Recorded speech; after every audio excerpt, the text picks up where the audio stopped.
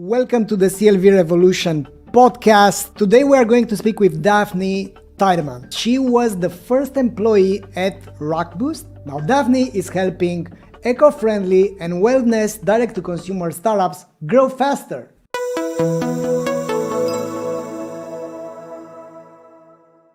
So today we're speaking about chapter 5, begin with the end in mind. So Daphne, what do you think about chapter 5? So I was really excited to see it because it's actually the first thing that we connected about almost exactly a year ago to date, was this idea of that too many companies, they get very caught up on their product, they get very caught up on features, and they fill all their communication with that or just very fluffy, vague language, but they forget what is their customer actually trying to achieve, what is their end goal, and what is their job to be done. And so we really connected about that because I was presenting about it at a conference we were both speaking at. And so to see it coming back was absolutely great. And I love that you also took it a step further, really combining it with the quantitative data in working out not just what are your customers' jobs to be done, but really specifically which ones are the most impactful. So it'd be really interesting also to hear how you've actually even seen that impact some of the customers you've worked with, putting that to practice. Yeah, what's important is in my approach, if you do it for everyone, so basically when you are selecting the customers that you are going to analyze to extract the jobs to be done and to get to become aware about, hey, our products have 3 jobs or 4 jobs or 5 jobs. But my approach is in the book as well is, hey, first look at your best customers, select from them the ones that you are going to be interviewing, because if you are to attract more customers like your best ones, you better understand their jobs to be done because they are already in the habit loop, right? So they buy over and over again your products. And so that's why you might want to become aware about their jobs to be done. Yeah. And I think it's a really good point because when I started doing user interviews years ago, I used to just be like, okay, I'm really happy if I can get anyone on the call. I was like kind of desperate here. We'll get someone on the call. And then we'd have all these interviews and it'd be so helpful, but we'd feel like we'd be pulling in very different directions. Mm-hmm. And the way I've been approaching it, which is slightly different, but I feel like pulls on a lot of the similar themes, is now what I do is I analyze all the reviews, I analyze the competitors, I do a product market fit survey and really work out like what are the jobs to be done being mentioned in there by the very disappointed. And then I've asked people in that survey already, would you be open to doing an interview afterwards for this reward? Which is great because I just get them on the like confirmation of like, you've said yes, so you really should do what you've said yes to when I hit them with that email. And so I've started taking this approach where I get the very disappointed, look at what I think are the highest potential jobs to be done and really dive deeper into just those. And that's already really helped get way more succinct interviews. But one of the things we also talked about was like the only problem still with that is like, great that they love your product, great that they're an advocate, great that they have stayed longer, but are they actually spending a lot? Are they also valuable to the company? So I liked what you were talking about, like, well, let's also look at like, what is their value and then select on that as well. So you're really narrowing it down. One important aspect besides that is the fact that I'm a strong believer into the jobs to be done methodology. And I think the customer research is still a Cinderella in the market. Yeah. So as I've stated in the book, it's not about acquiring customers that never come back. It's not about becoming obsessed and hypnotized. Hey, let's spend money to get people buying our product once. And I think beginning with the end in mind means stopping to just pour money into ads, and then doing this type of research and reinforcing the message. And I think few companies are doing this. I don't know what's your take on that, but I do know for a fact that you are an advocate of the whole customer journey. So instead of just the top of the funnel activities, let's focus on understanding which are your best customers, understanding their jobs to be done, and then reinforcing these messages across the customer journey. Oh, I definitely think like it is a major issue. And one of the reasons I think that it's been even made worse especially in like investor-backed startups, is this obsession about monthly growth rate. Because the reason why I think people don't do this is it's time consuming and you don't always see the results immediately. Sure, you'll get loads of great insights out of it. Sure, there's things you can implement quite quickly, but you still need to take the time to really interview and slow down. And when you're not growing as fast as you want, that feels really scary. But when you do that and you do it properly and you really change all that language around it, as you said, like you're getting better customers. I had one client where we'd been doing this for the last few months, taking all these learnings, implementing it from the ad to the welcome flow, to the post-purchase flow. Every single part of the journey, we were getting more consistent in those customers that have been with us since the beginning, really spent a lot, love it, tell other people about it. And we've just seen the retention rate just creeping up. Well, not even creeping, it's going really fast. Going up and up and up every single month. That, this last month, again, it was 60% more revenue from returning customers. And if you looked at the overall growth rate, we hadn't actually grown that much that month because we'd had to really slow down with stock issues.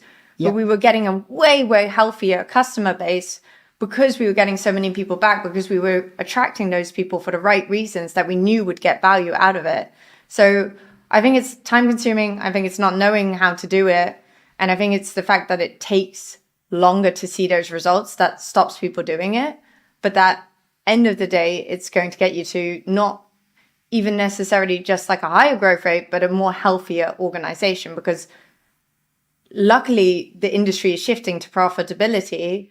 And this is such like, not just that chapter, but the whole book in like, how do you build a more profitable, sustainable business, is getting higher value customers, because acquisition costs are going to keep going up. We know that. Yeah, it's like in real estate, unfortunately. So I keep on waiting for the prices to go down, but no luck here. One aspect that I wanted to address with you, because in the book I haven't put everything over there, is how to do the interviews and how to extract, because the jobs to be done methodology is heavily reliant on the quality of the interview.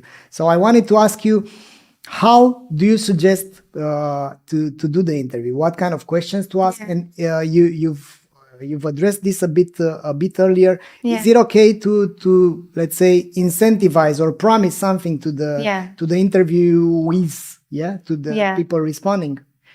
So I do usually offer an incentive. I think it's also just respectful from time. Obviously, you can sometimes get people who just want the incentive, and I can usually pick those out quite quickly, and I kind of discount their results a bit. What I usually do is I offer a product-related incentive if possible, and a incentive that, based on what we know about the audience, they should like. And this is for me another indicator of like, do they actually have product market fit? Do they actually like the product? Because do they want more of the product, or do they don't? And the other reason I also do that is because I want to talk not just to those customers who absolutely love it and are staying, but I want to compare them to people who aren't and see how there's differences. Like, what is the job to be done of someone who's somewhat, and what's the job to be done of someone who's very disappointed, based on like the typical product market fit question, because I want to see what's the difference. And in your case, that would be based on, what is their customer lifetime value? How does that differ at different scopes? And so I do incentivize, and I do then also, in terms of the questions, I'm never asking them, why do you like it? What I'm usually trying to get out of them as a starting point is like, what led them to this moment in their life where they decided to try our product? And I'm trying to understand, what is that potential underlying reason of it? And so I first dive deep into that until I feel like, hey, we've gotten really, to the point where I understand what's happening. So the example you used in the book was like, okay, a weighted blanket. So there's different cases of that, but one of them is like, okay, I'm struggling with anxiety. And then I like to ask them about like, okay, I first go back in time, like, okay, what were you using to help with your anxiety before? So I'm not asking, did you use a different weighted blanket before? I'm asking, what else were you trying to use to help with your anxiety? And then I'm figuring out all the indirect competitors and what they liked and disliked about them, and what led them to the point that they were unsatisfied with all those competitors that they kept switching. And when did they then try us out? And what was then their first thoughts? What were things that nearly held them back? How was that journey going on? And then I'm asking them, like, what's the benefit? Like, what's the top benefit? What's the thing that you've missed the most? What would you then use instead? And really trying to understand that side of it to really understand, like, okay, well, from different angles, how are they explaining what it's doing for them compared to everything else they've tried, so that I can really map out what our customers value against what our competitors offer, against what we offer to uncover those differentiators. And again, when I'm saying competitors, I'm not talking about other weighted blankets. I'm talking about any other solution they could use.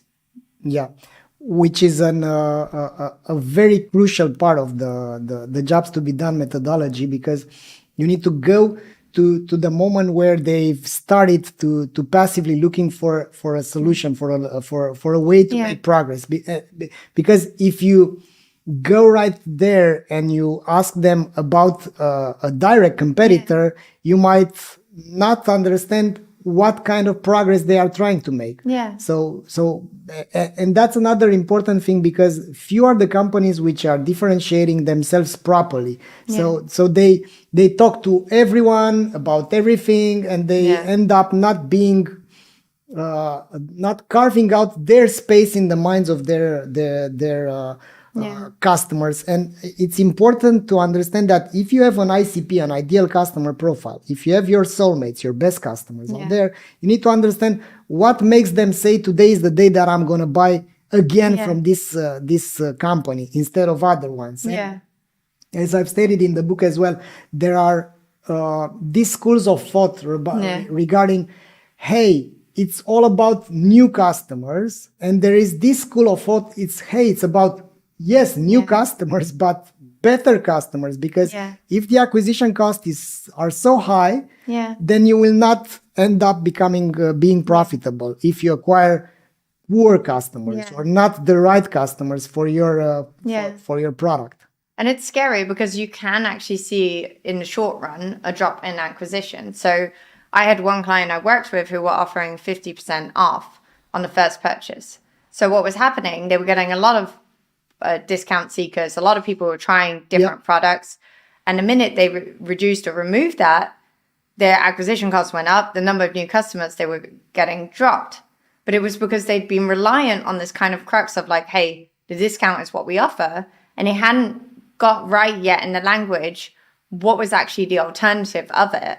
What was actually the reason that people should actually be using, because the product is a supplement, and people don't take a supplement because they got a discount on the supplement.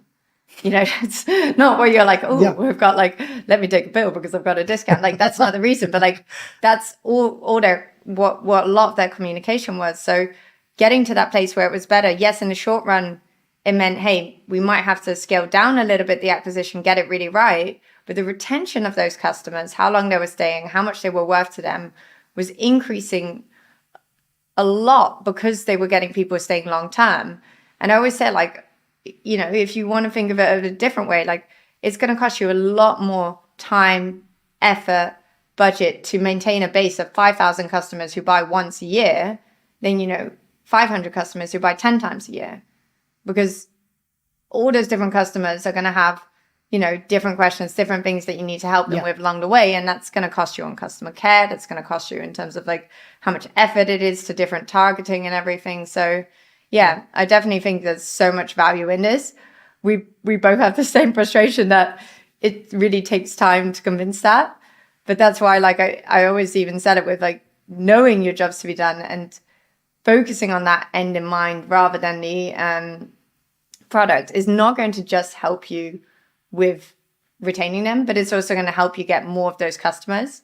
And I always show it as kind of this graph of like, when you niche down, it feels scary, like you're going to get less. But once you get it right and you work out that niche that has that high value, you're going to see better click-through rates. You're going to see lower cost per clicks. You're going to see better conversion rates. You're going to see better cost per acquisition. Plus, you're also then increasing the lifetime value. So like your cost of acquisition to LTV ratio is improving hugely. And you're keeping so much more at the end of the day. And like, that is hugely impactful. Like, I see AOV also going up. Like, everything goes then in the right direction. But it's accepting the fact that, one, it's not a quick fix. And two, that it might not always be immediately that case. And it might feel like you're going to be focusing on less people, but getting the right people in for the right reason and showing them really that value. Like there's a lot of hidden benefits too. Like one of the clients I'm working on now, like we found this like kind of super using groups around new mums and pregnant women because they couldn't keep anything else down. It's a superfood, high protein meal shake. It's so easy for them. They know it's all natural, so they feel comfortable. It's pregnancy safe. It's been informed sport tested, even though they're not using it for sports. It's another sign that they feel comfortable taking it. But they're just raving to everyone. And like, unless you have a really strict referral, you're going to miss all of that. But that's, again, like the hidden value of doing this the right way. Yeah. If you need another reason. There should be enough reasons, but there's another one. One other aspect in this methodology that I've outlined here in the book is that once you have the jobs to be done, it's time to validate them from a quantitative perspective. Yeah. And because in e-commerce, you have thousands or hundreds of thousands of customers. So if the purpose of the customer research and the jobs to be done method is to improve or to optimize the marketing spend, then you might want to know what is the lifetime value for customers with job 1, 2, or 3. Yeah. And also to understand if those are the best customers of yours, you need an email marketing research. So basically you send the surveys to your database, you survey them to understand which of the jobs are the best, and then you can put a budget, right? So you can allocate budget for job 1 because the customers with job 1 have a lifetime value which is 3 times higher than the average. Then we can invest differently. Yeah. Yeah, I think it's also like an interesting methodology of it, of like, really looking at like, okay, well, it's not that we don't want to acquire that other job, but it's just not worth as much. So we shouldn't just be working with one like cost of acquisition across all of it, or just look at like, what the ROAS is of a campaign and looking short term, but like how much can we spend on them long term? And I'm curious, like, well, because I've done this in different ways, but I think it'll be really interesting also for people to know, it's like, how do you then, like, in your database, make sure that you're segmenting those people on that? Like, how are you identifying it? Like, if we take the weighted blanket example, and imagine you've got 2 main jobs to be done. One of them is, and these are quite vague, broad ones, but let's just go with that for now. One of them is around reducing anxiety, and the other one is around helping with insomnia. How do you usually go about identifying who wants what in the emails so that you can really tailor the content? Just curious what approaches you've been taking. So basically, once you have that those jobs to be done, let's say there are 2, but there are for weighted blankets there are 4 different reasons: insomnia, anxiety, a gift, and being I don't know, living a better life. Like for the ones which are also downloading meditation apps, they eat natural and they want a weighted blanket as well. So in the post-purchase survey, you give them these options. What was the main thing that convinced you to buy a weighted blanket, or for what you are buying a weighted blanket, for job 1, 2, 3, or 4? And then you tag them differently in your email marketing system, and you do remarketing based on the progress that they are trying to make. Because if it's about insomnia, it's not the same thing as I'm buying this as a gift for my family or stuff like that. Yeah. It's funny because like you do it post-purchase and I've done it a lot pre-purchase. So one of the examples I've told you about before is like I work with a natural science-based CBD company, and we focus on getting as many people as possible on the website to do the quiz, because the quiz is going to tell us which job to be done are they struggling with. That data gets sent to the email side of it. And even if they bought already, we also then send the same quiz to the people who haven't bought to make sure that we can understand it and learn from them, and also in terms of content type they're engaging with, and using that to like segment the like the welcome flows based on what job to be done they're struggling with, and also then the post-purchase. But I like that, like, because you do see really good response rates post-purchase. I've mainly been using that as more an attribution moment. Let me figure out where they heard about us, and using different then attribution sources to work out like, okay, what's happening. But I like the fact that you then take that moment when they're in that high to get that extra information so that you really understand what are they struggling with and sending that back. Because then you probably end up with it for a bigger database of post-purchase customers. Yeah. So mainly it's pre-purchase and post-purchase as well. So I think the best data is the first party data. So the kind of data that customers are consciously sharing with you, so that you can make them a better product or a better proposal or a better onboarding and so on. It's less creepy too. Exactly, and less creepy because yes, I've shared with you that I have a cat which is sterilized, by the way, and her name is Kitty. And based on that, I'm not so surprised when you are asking me on an email, "How's Kitty doing? Here is some great food for her." Yeah. No, exactly. Versus you've noticed that I've looked at this one specific product and then you're assuming something about me and I'm like, ooh, how do they know that? Well, I know how they know that, but the average person's probably like, this is getting a bit too much, guys. Exactly. But no, I think it's good to really also, again, align that like pre and post because you can just get so much more out of it as a result and really see like, okay, well, based on that, how can we really segment it? And something else that, not, if I'm not mistaken, you didn't talk as much about, but I think a lot of like earlier stage are like, but do we have enough people to be able to do this? Do you have like guidelines about what stage you recommend people to start segmenting this out, investing in this? Or do you say it doesn't matter your side, start now? Because I've always seen it ends up being worth the extra effort of the extra emails, the extra content and all of that. Yeah, if you have a large enough database, it pays off. So RFM doesn't work unless you have at least 30,000 customers. And basically the CVO methodology works for larger companies, by the way. If you are a startup or if you've just started up, if you are a smaller company, then you should be doing the jobs to be done. It works amazingly for you as well, but you can't validate, you can't activate the email marketing because basically the return is not going to be as high unless you are selling, I don't know, very, very expensive items that justify this type of endeavors. Yeah.